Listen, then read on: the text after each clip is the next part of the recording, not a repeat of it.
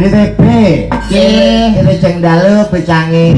Assalamualaikum. Waalaikumsalam. Wah jan alhamdulillah wa syukurillah. Bengi iki awake dhewe iso sowan ning gone Kediri, mapan ning gone Simpang Limang Gumul. Alhamdulillah. Luar biasa ki warga masyarakat tumplek-blek. Aku anggere pentas ning Gumul sing tak senengi sitok. Apa? Wancine wakeh ra. Sembo inget ya pangkat. Inget kok Kaya selerane. Alhamdulillah Semanten Gumul dalam rangka memperingati kemenangan Jepang atas Jerman 2-0. Ngawur Piala Dunia. Dalam rangka memperingati hari ulang tahun PGRI dan hari ulang tahun guru. Luar biasa. Namamu akan selalu hidup dalam sanubariku. Tepuk tangan untuk para guru. Oke, tepuk tangan untuk guru. Selamat Ya, hari guru guru. ini luar biasa. Aku cara jadi kepala dinas pendidikan, kepala sekolah, dosen. Aku milih guru. Kok iso? Ya enak dosen, jabatannya dhuwur dosen, Dhuwur guru. rektor ku paling dhuwur Mas. Alah cek dhuwur guru. Kok iso? Enek neng wayang Bathara Guru, gak enek Bathara dosen kok. Iso. Gitu Mas. Bener. Wayang ora kok pangkat kok iso. Iki salam hormat kagem Bapak Ibu guru, Bapak Kepala Sekolah SD, SMP, SMA, Madrasah Aliyah, Sanawiyah se-Kabupaten Kediri. Betul. Salam hormat untuk Mas Bupati Kediri, Wakil Bupati Kediri, lan boten kesupen Bapak Kepala Dinas Pendidikan Pemuda Olahraga, Bapak Muhammad Muksin Alatas. Muksin Alatas Menteri Luar Negeri. Muhammad Muksin kono tok ya alatase. Ora nganggo alatas. Ora, wah. Pak Muksin. Lah nuwun sewu le. Elek-elek ngeten iki masya kula dagelan. Kula nggih rumiyin nggih sekolah wonten ing IKIP, Institut Keguruan Ilmu Pendidikan. Lho, mbiyen tau kuliah ning iki. Lho, titele SPD, Mas. Wah, sarjana pendidikan. Sarjana penuh dosa. Sarjana penuh dosa. SPD Sarjana pendidikan, alhamdulillah ora dadi guru malah dadi dagelan. Awakmu mbek sekolah ning ndi? Lho, iki Kalau mboten sombong, Piye? nate kuliah wonten Boston, Amerika. Wah, Boston ki luar negeri. Betul, Amerika. Kecewa Mas. Kok iso kecewa? Ternyata tingkat pendidikan luar negeri dan Indonesia itu lebih hebat Indonesia. Kok iso? Ning Oh, kene iya. awake dhewe sinau fisika, isih pelajaran fisika, O2, H2O, biologi, Cek biologi. agama, yo isih agama, IPS, isih IPS. Teng luar negeri niku pelajaran matematika, IPS, biologi, kimia niku sinaune bukune bahasa Inggris tok. Mboten enten pelajaran fisika, biologi ora bahasa Inggris tok, Mas. Kalah maju karo Indonesia. Sing pekok ya kowe kuwi lho goblokmu lho. Tanah ning jenenge ning basa ni basa sing dienggo basa Inggris kok iso. Lah ternyata oleh maju mriki kula wangsul teng mriki, kula lanjuti Di kono kuliah. kekerasan. Nggih, Pindah tenggone UGM Universitas Gajah Mada. entuk 2 tahun. Alhamdulillah. Lulus 2 tahun. Nggih, terakhir kula teng UGD 3 dina niku mergo Yang ngimpus kowe kuwi kok iso. nanti Universitas gangguan dana lho Mas. Dadi ora duwe Ngomong nek ra gablek ragat ngono. Tapi hebat Mas Didi. Dalam HUT PGRI dan HUT guru ini saya mengucapkan terima kasih kepada Bapak Ibu guru yang telah mencerdaskan masyarakat, yang telah mencerdaskan bangsa Indonesia menjadi semakin maju dan berkembang pesat semakin hebat. Luar biasa. Tepuk tangan untuk Bapak Ibu guru. Mulane wong niku nuwun sewu Mas. Tolabul ilmi wong golek ilmu menika minal mahdi ilalahdi. Diwiwiti saka lair ceprot nganti tekan liang lahat menika kewajiban sebagai seorang manusia menika menuntut ilmu. Aja lumuh ngangsu kawruh, aja sungkan golek pengalaman. Ilmu digembal orang berdosol, diguak orang kemprosak. Itu adalah ilmu. Sumber daya manusia untuk saat sekarang dibutuhkan sekali. wong iki wajibe menuntut Ilmu. ilmu kuwi salah apa kok mbak tuntut? Karuan nek kena kasus maling, rampok dituntut iso. Lah ilmu iki lho salah apa kok mbak tuntut? Sik ya Allah Gusti sing dikarepne menuntut ilmu ki golek ilmu, golek kepinteran kanggo sangune urip, ngangsu kawruh. ngangsu kawruh. Menuntut ilmu ki maknane kuwi, Di. Jadi sing penting wong urip ning alam donya kuwi Pinter dengan kecerdasan, dengan skill, dengan SDM pinter akhirnya iso bekerja, iso golek pangupa jiwa. Ya wis Dadi wong sukses. iki 2022. Nek Iya. biyen kuwi berlaku 2022 iku wong ning alam donya iku sing penting ora pinter, Lah sing Apa? penting sugih. Sampeyan pinter sundul langit S1, S2, profesor, dokter nek melarat arep ora arah diajeni wong. Kuwi kenyataan, Mas. berarti wong urip ki sing penting Sing penting ku pinter. iya sing penting iki sing penting Nggih, pinter ku nomor loro. Sampeyan ngomong, tuntutlah ilmu sampai negeri Cina. nek sampeyan ora ndek dhuwit ning Cina arep numpak opo? Ah, iya. Iya. Logika niki, Pak. Ah, bener.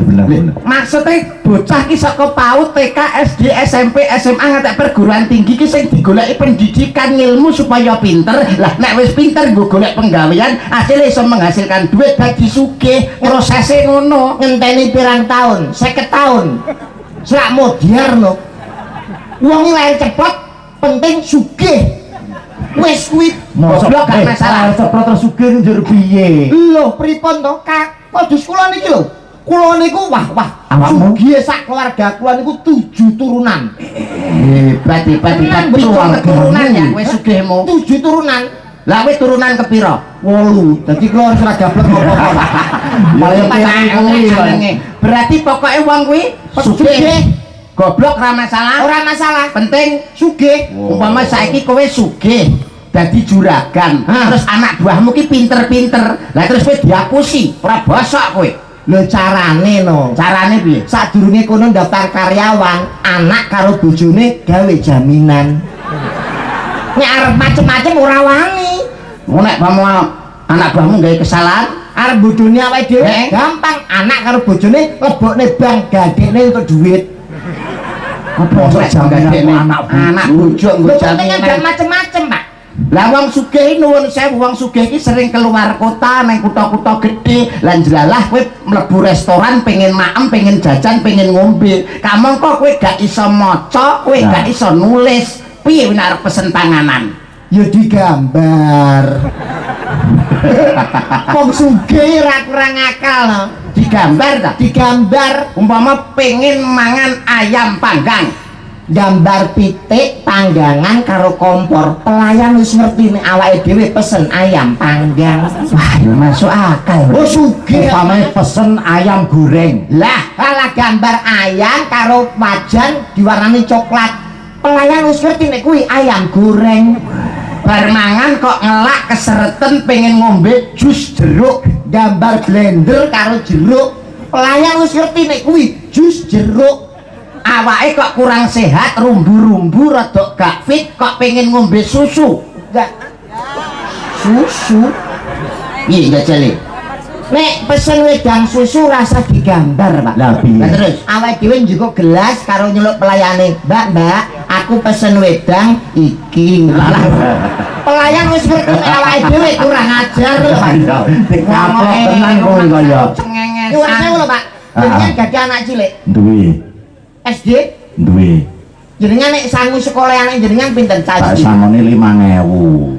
5.000. 5.000. Bocah cilik kakean duwe, kakean sangu mundak bodho. Alah omong enek cetil. Arek bocah bodoh berakal ngono kok jare dalang kondang pegawai negeri guru ngangoni anak 5.000 ising Pak aku Pak di kancamu Pak.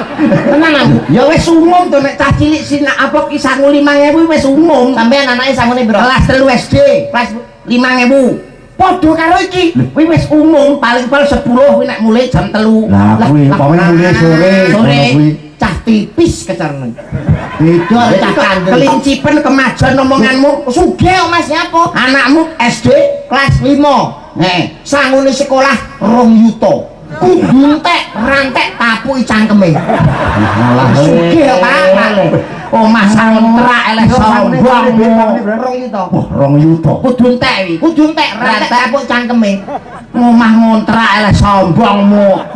Mas yo ngontrak Mas ning nyuwun sewu. Nyapa? Raut kuwi nggih banyu aqua. Adus gawe Sprite, kamu gawe Fanta. Aku cawik Pak gawe ale-ale. Alah.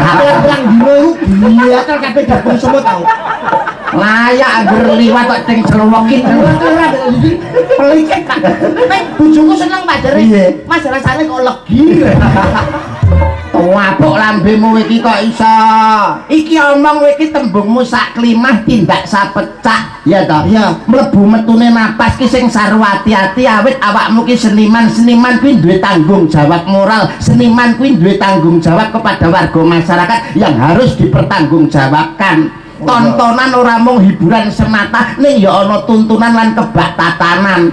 Kok cawik gawe ale-ale bareng sing mirsani guru-guru terpelajar terpelajar. Guru mah biasane niku digawe anu Mas pembelajaran. Kok pembelajaran? Nek ketoke apik mesti ditularoni murid-muridé. Sebenarnya cari gale-ale ya. Cengengesan rumangsaku kok. Nuwun pangapunten lho Mas Sidi. Iya toh. Memberikan pendidikan, memberikan pelajaran kepada anak sejak dini itu jangan hanya uswatun hasanah. Jangan hanya mawidoh hasanah lewat tutur atau perkataan, tapi gunakanlah uswatun hasanah, gunakanlah contoh yang baik. Awit ngene Mas Ribi, wong enom kuwi kudu hormat karo wong sing luwih tuwa. Ana tembange entik-entik temunggul patenono aja di wong tuwa malati. Rungokno kupingmu. Wong tuwa iki wis tau dadi enom, tapi nek wong enom urung tau dadi tuwa. Wong tuwa ki pengalamane wis akeh, ibarate mangane uyah wis akeh daripada wong enom.